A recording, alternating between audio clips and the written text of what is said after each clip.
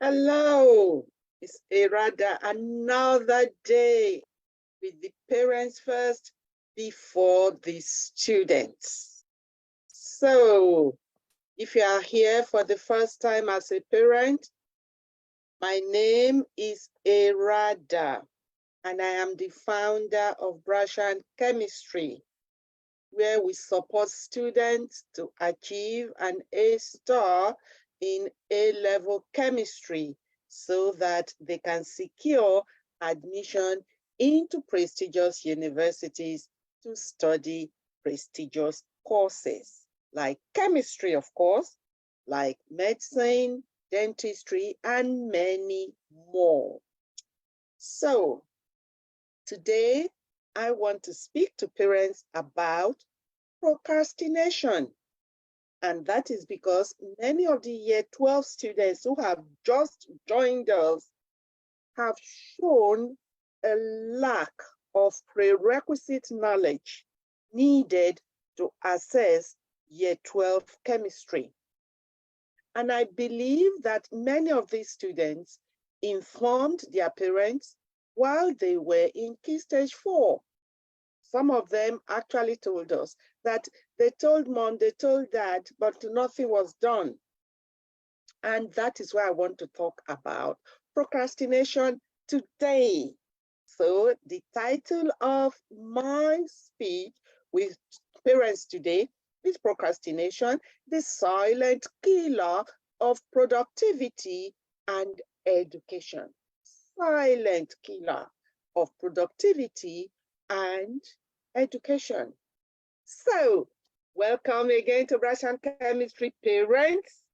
This is a particularly important topic for me because I can see the effect in my year 12 new students. So, procrastination does not only affect you, it also affects your child, and indeed, your child's future as well. Procrastination is a nuisance. I have not thought of any positive thing that it brings other than negative consequences.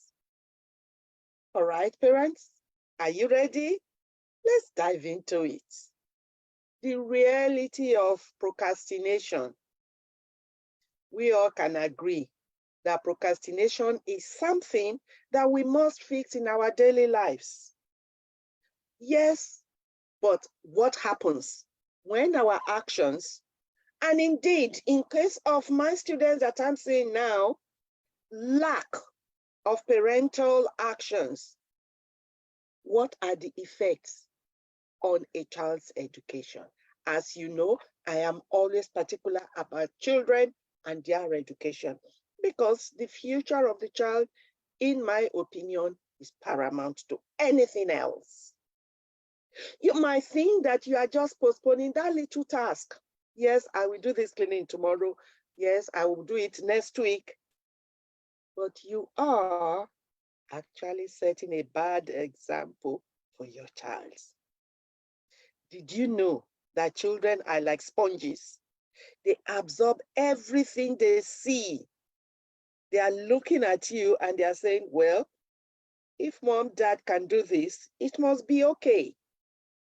By procrastinating, you are teaching your child that it is okay to delay essential responsibilities. And this can lead to a lifetime of productivity. Can you imagine what happens when students delay their revision? Okay, I have an assessment next week. Yes, I will revise tomorrow. Tomorrow comes, okay, 2 days later, oh, I will revise. And suddenly they see it's just a night away. The assessment is tomorrow. And they are all over the place, stressed out. They end up with poor results, which is the beginning of bad news. A beginning of bad news. Because once a child begins to get poor grades, their motivation goes, their interest disappears, and all they can think of is, well, I will never get it. They are on their way to giving up. You mustn't allow that to happen. Procrastination is what I call the domino effect. Yes, procrastination does have a domino effect. It usually starts with one small task, and before you know it, it piles on. And if you are not careful, you have created a never-ending cycle. It is a toxic behavior. And this behavior can drain someone of their time, their energy, and indeed their motivation. However, the worst part is that it also affects your child's education, not just you. If it's you alone, you will manage yourself. It affects your child because you are the role model for this child. So let's look at something simple that a lot of children, started in key stage 3, because key stage 1, key stage 2, the parents are usually responsible. And then by the time they get to key stage 3, many parents think they are now big children, so they can manage. They can't. They still need you. So I want to talk about avoiding their homework. When children don't do their homework at key stage 3, and parents are not watching, parents don't take recognition. They don't even know that the child is avoiding their homework. What are we saying to this child? We are saying, it's okay. You don't have to do it. Before you know it, this child begins to postpone everything else. For instance, from homework, it gets to project from class, and they postpone that as well. And from postponing, they don't even do it. So, who is responsible here? The parent is still responsible for this child at key stage 3. By not guiding your child to avoid procrastinating, you are creating a future generation of adults who don't know value of time. Not just you alone, there are other parents also doing the same thing. So we have a vicious cycle. It is frightening to think about it.